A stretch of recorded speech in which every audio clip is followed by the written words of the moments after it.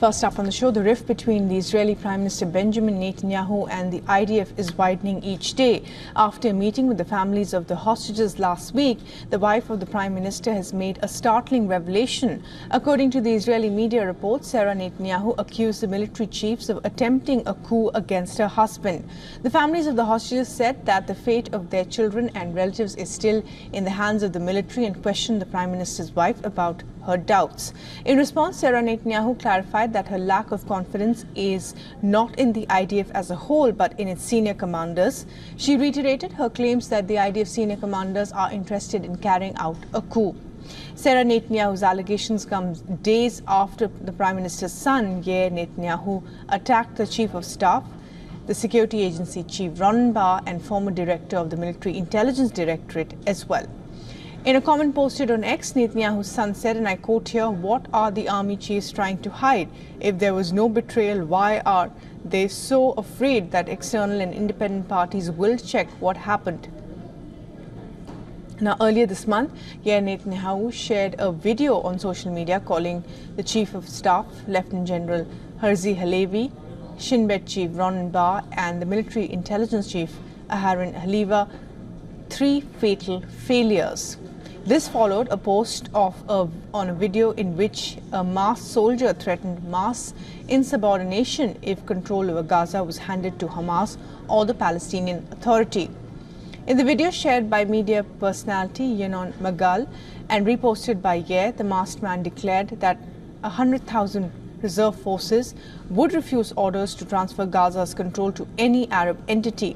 The soldiers emphasized their commitment to victory and support for Prime Minister Netanyahu, stating they had sacrificed everything for Israel. Now, these are not the only instances when Netanyahu's split with the army establishment is out in the open. Contrary to Benjamin Netanyahu's pledge to eliminate Hamas completely, Israel's national security advisor has said that one cannot completely get Hamas to disappear. He said that Gaza Day after plan must happen now because it could take time to totally defeat Hamas. He's not the only one echoing this sentiment.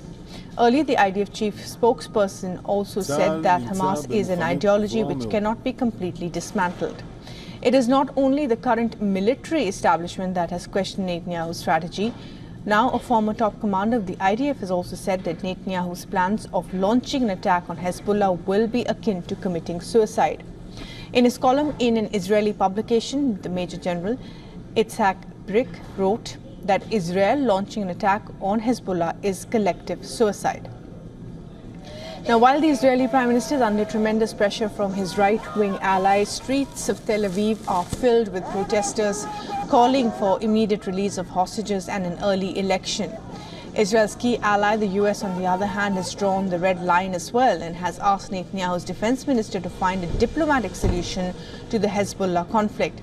As the clamor grows from within and outside, the future of Israel and Netanyahu remains uncertain.